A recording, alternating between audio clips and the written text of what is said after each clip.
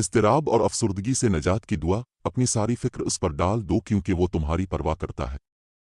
1 پطرس 5:7 آسمانی باپ، ہم اضطراب سے بوجھل دل اور مایوسی کے خیالات سے مغلوب دماغوں کے ساتھ تیرے حضور حاضر ہوتے ہیں۔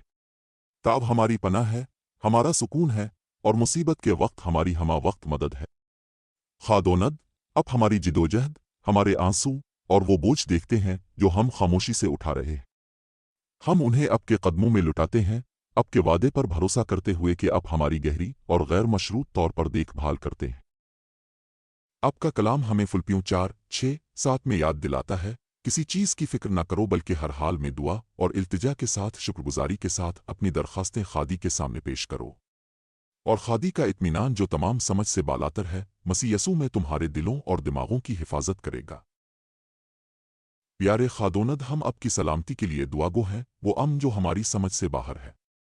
ہمارے اندر کے طوفانوں کو پرسکون کریں، ان خوفوں کو خاموش کریں جو ہماری خوشیوں کو چھین لیتے ہیں، اور افسردگی کے بھاری بادلوں کو اٹھا لیں۔ پریشانی کو بھروسے سے اور غم کو اپنی خوشی سے بدل دو۔ آسمانی باپ، جب ہمارے دل ٹوٹے ہوئے محسوس ہوتے ہیں اور امید دور نظر آتی ہے، ہمیں اپنی محبت کی یاد دلائیں۔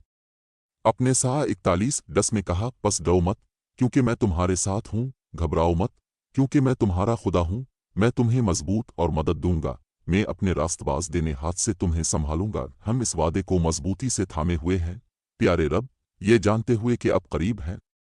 ہماری کمزوری میں ہمیں مضبوط کریں، اور جب ہم محسوس کریں کہ ہم آگے نہیں بڑھ سکتے تو ہمیں برقرار رکھیں۔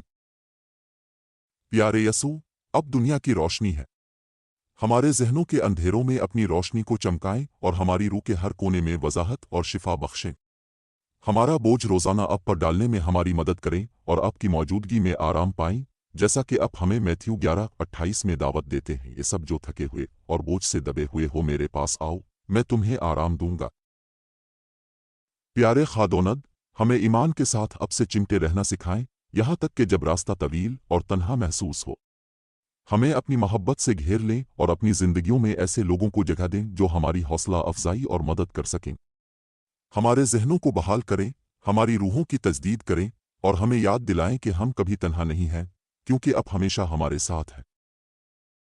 زبور 34:18 میں اب ہمیں یقین دلاتے ہیں، خداوند ٹوٹے دلوں کے قریب ہے اور ان کو بچاتا ہے جو روح میں کچلے ہوئے ہیں۔ ہم آپ کی وفاداری، آپ کی قربت اور اس یقین دہانی کے لیے آپ کا شکریہ ادا کرتے ہیں کہ آپ ہمیں دیکھیں گے۔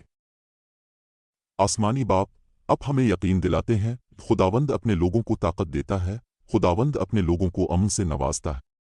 زبور 29:11 ہم آپ کو اپنی پریشانی اور افسردگی دیتے ہیں، یہ بھروسہ کرتے ہوئے کہ آپ ہمارے درد کو مقصد میں اور ہماری جدوجہد کو طاقت میں بدل دیں گے۔